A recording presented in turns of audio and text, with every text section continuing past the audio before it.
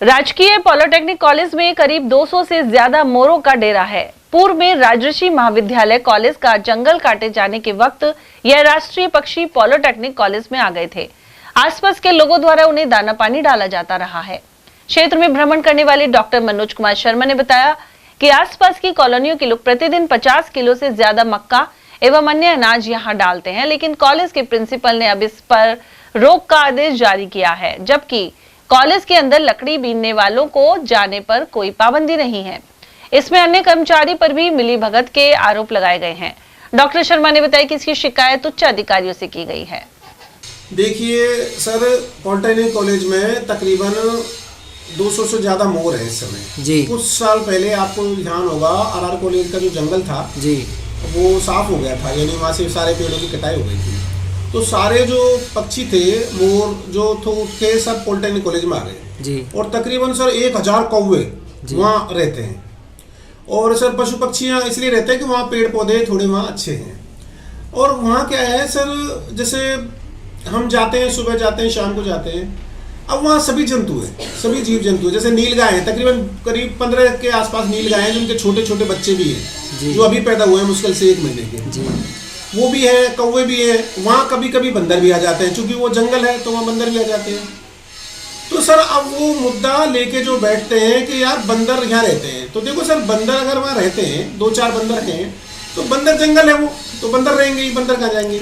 कभी बोलते हैं नहीं सर यहाँ नील गाय ज्यादा है, अरे तो सर अब ये जंगल है, यहाँ नील गाय बंदर ये सब रहेंगे ही ना। अब इनको कोई, हमने तो यहाँ कोई बसाया नहीं है, या किसी व्यक्ति ने तो बसाया नहीं है, सरकार ने तो बसाया नहीं है जी। मैं यही कहना चाह रहा हूँ। तो सर अब वो क्या है, अपनी स्वयं भी सत्ता जमाते हैं। वहाँ एक बाबू है विजय कुमार जी, उनसे पहले भी इस बात पे विवाद हुआ था। वो ये कहते थे कि यार कुत्तों को हम क्यों डालते हैं। अब देखो, कुत्ता, बंदर, बिल्ली या जो भी वहाँ और जीव जंतु है सर, व्यक्तिगत रूप से किसी के नहीं है।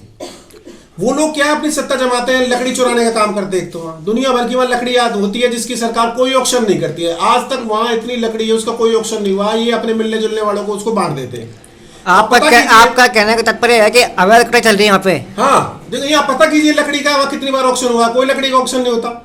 अपने आप जंगल की सारी लकड़ी हो गई, अपने मिलने जुलने वालों को दे देते हैं। उसके साथ ही फिर हम जैसे लोग वहाँ जाते हैं, जो ये सब कुछ जो जीव जंतुओं के लिए, तो बोला नहीं आप ये सुबह आओगे, जैसे हम तो जाते हैं वहाँ जब वो कॉलेज बंद हो जाता है 5 बजे बाद जी। और उसके बावजूद भी उन लोगों ने इस तरह की घटनाएं ये करते रहते हैं। बीच बीच में कभी किसी को मना कर दिया, कभी किसी को मना कर दिया। देखिए, जीव जंतु हम सबके हैं। अगर हम इस तरह से जीव जंतु के साथ भेदभाव करेंगे, कहाँ जाएंगे वो, सड़क पे आएंगे क्या?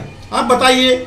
मोर ऐसा पक्षी है, वो जंगल में रहेगा, आपके घर कभी नहीं आएगा। भाई मोर तो राष्ट्रीय पक्षी है ना। हाँ, देखो मोर नहीं आएगा। मोर बहुत शर्मीला स्वभाव का है, उसे थोड़ा स्पेस चाहिए।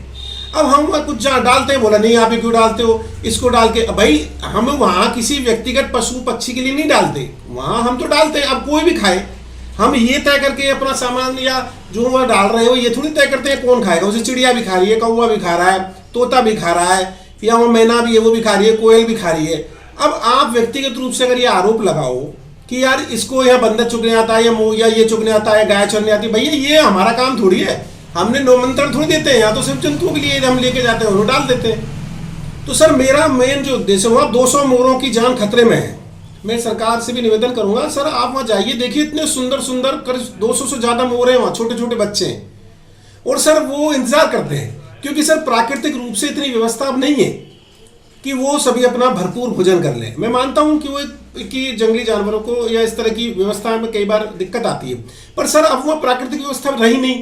पेड़ पौधे ऐसे हैं नहीं जिनसे वो अपना पालन कर पाए। और सर उसके बावजूद अगर कोई कुछ कर रहा है, तो सर उसमें इस तरह की ये जो रुकावटें करते हैं, इन लोगों के खिलाफ सख्त कार्रवाई